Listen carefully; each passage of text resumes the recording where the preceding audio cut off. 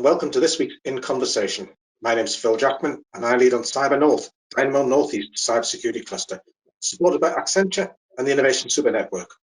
We're recognised by DCMS and the National Cybersecurity Centre as representing the region. And each week, I'm talking to people in the Northeast cybersecurity industry. Today, I'm joined by Sam Hehir, who's the lead security architect health at DWP Digital. Hi, Sam. How are you? Good, thanks, Phil. How are you doing? Yeah, great. Good to have you on board. But could you start telling us a bit about yourself and your work or your role at DWP? Yes, sure, Phil. So I started in security probably about 13 years ago. I graduated from York in electronic engineering. Started my life as a very bad Java programmer, but it gave me a good insight into software engineering. I moved into a role of integrating enterprise systems like SAP and Siebel. Spent a number of years in the integration space and kind of became the security bod in that integration space, looking at B2B interfaces, SSL certificates, that kind of thing. Spent a number of years doing risk management at the Home Office. And then a number of years as a security architect for a construction firm, looking at web proxies, firewalls, that kind of thing. I joined DWP as lead security architect in the health space 2 weeks before the first lockdown last year. So a bit of a baptism of fire. DWP is obviously a very big organisation. We're looking in DWP Digital to put the citizens at the heart of everything that we do. So we work across a number of digital, non-digital channels. Probably one of the biggest service design and technology projects in the UK. I think on average, we touch probably about 22 million people during the lifetime. We release about £160 billion annually. We've got 84,000 employees, and I think 55 million lines of code to look at. So obviously with that, there's an awful lot of security challenges and issues that are presented. Excellent. I think it's a real jewel in the crown having DWP and HMRC up here, and often quite overlooked how important they are to the local economy. But you've had a range of jobs in security, which you've just described, both in the private and public sector. Are there any differences between security in these sectors? So I think that's a really interesting question. The main principles of confidentiality, integrity, and availability are pretty consistent across the two sectors. I tend to find that private sectors' risk appetite can be a bit lower, and they're quite willing to push the boundaries an awful lot further. In the public sector, obviously, with the level of data that we process and the sensitivity of that data, we really need to go through a thorough risk management process and make sure that everything's crossed off just simply because of the data that we deal with. Yeah, and it's some very personal data that you're dealing with. Yeah. So, what does a lead architect do then? That's a great. But every day is different, Phil. Every day is different. A lot of my work now is managing stakeholders, reviewing designs to look from a security perspective that, one, they meet all our security controls, but they're also proportionate and cost effective. Security in sort of both the public and private sectors probably had a bit of an attitude in the last 10 years of just saying no to everything because it became too difficult to actually implement those controls. So we're looking at, in DWP, a number of cloud providers and managing a risk across those cloud providers, looking at zero trust models and trying to put tech and appropriate security controls in place that are in line with the organization's risk appetite. So not overdoing security and not making it so complex that actually it becomes a blocker to the business. So there must be a very strong relationship between architecture and security.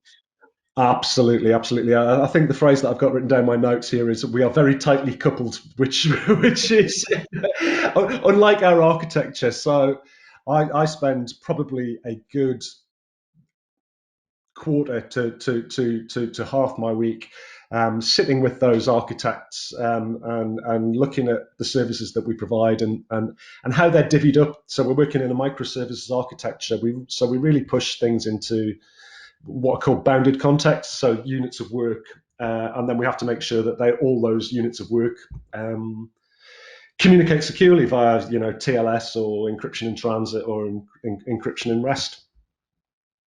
Excellent. That sounds really interesting. But you lead on the health team. You haven't got health in your title. This must have been an enormous period. I think COVID-19 hit everyone. I think I'm just looking at my hair there, which seems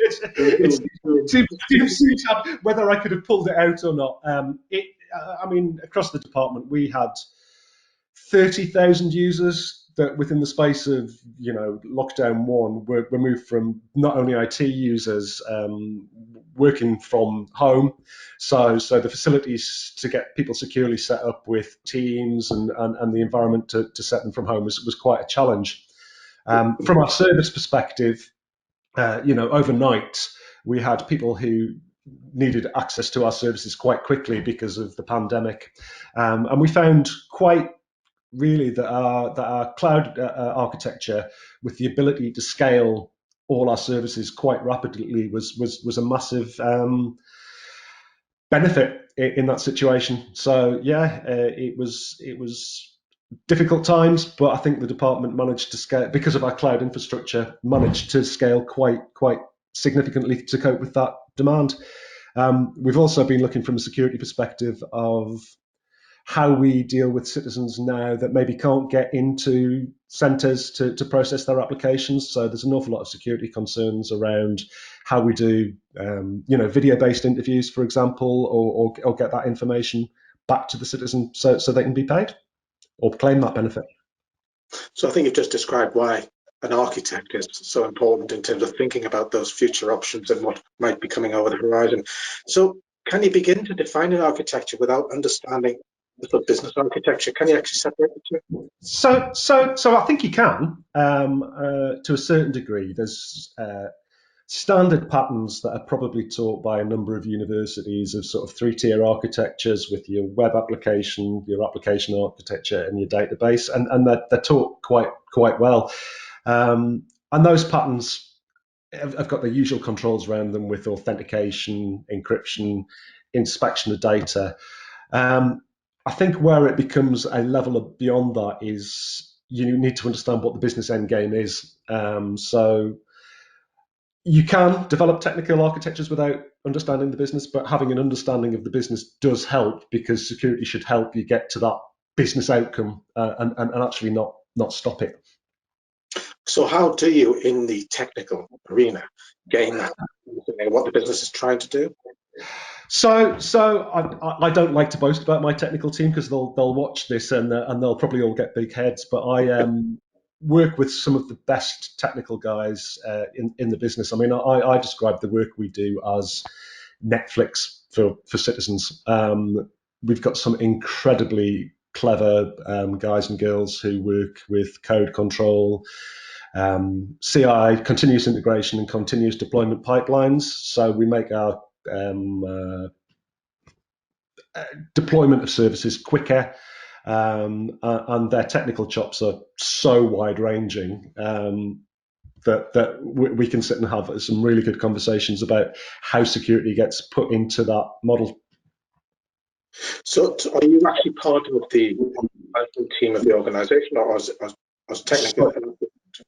So within health, we've got I've got sort of two strings to my bow. One is I sit on the architecture team, and the other is in health I sit with the engineering SLT as well. So we've got daily conversations with Java developers, Node developers, database developers, and we get that feedback. So we've got a continuous loop that the deployment actually feeds back into the architecture from a security perspective.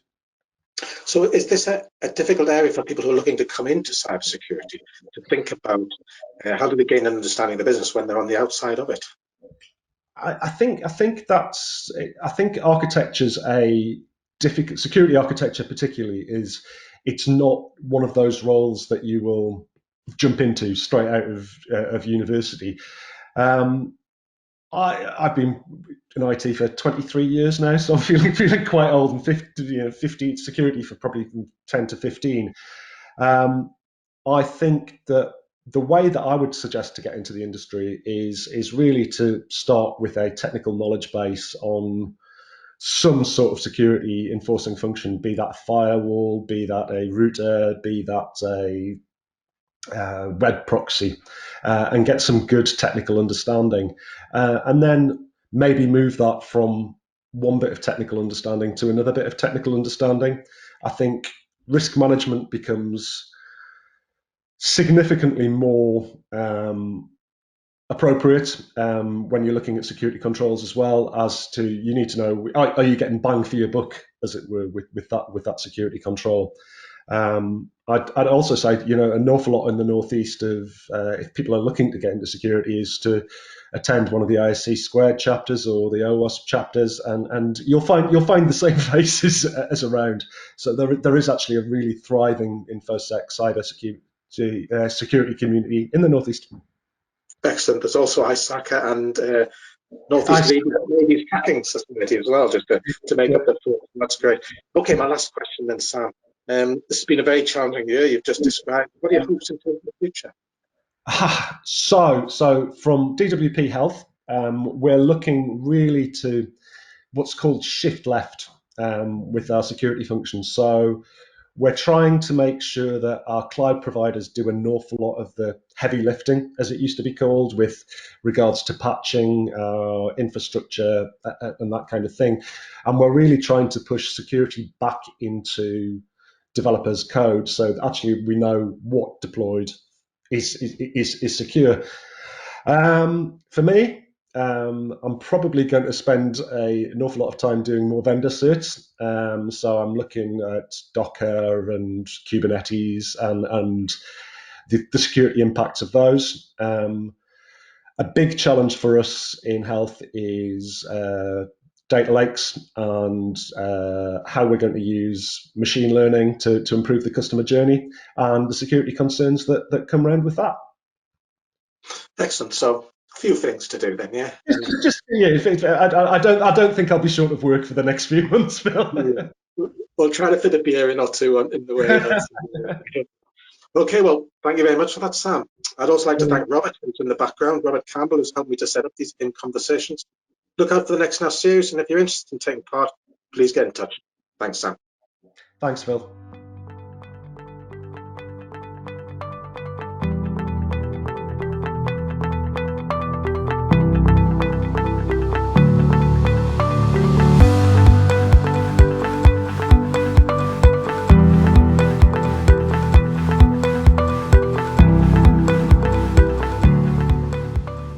That was In Conversation with Phil Jackman, lead for CyberNorth.